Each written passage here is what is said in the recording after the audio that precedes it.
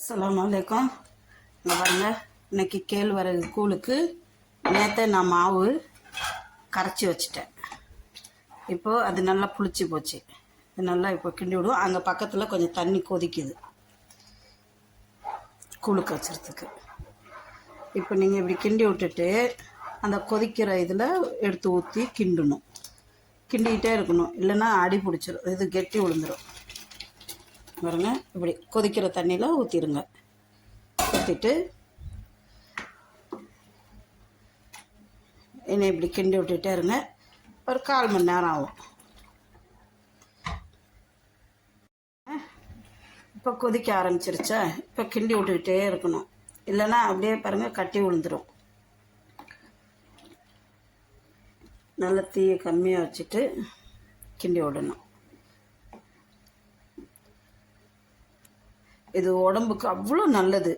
கேழ்வரகு கூழ் கஞ்சாவும் குடிக்கலாம், களி மாதிரியும் கிண்டி சாப்பிட்லாம். எலும்புக்கு அவ்வளோ நல்லது.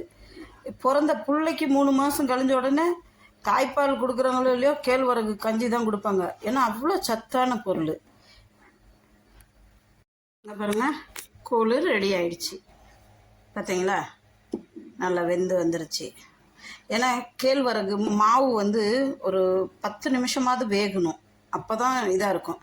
நான் கொஞ்சோண்டு வரகு அரிசி போட்டிருக்கிறேன்.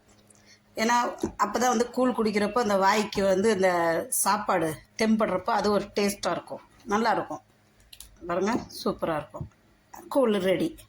இனி தயிர் ஊற்றி கரைச்சி குடிக்கலாம், குழம்பு கூட சாப்பிட்லாம். ரொம்ப நல்லது.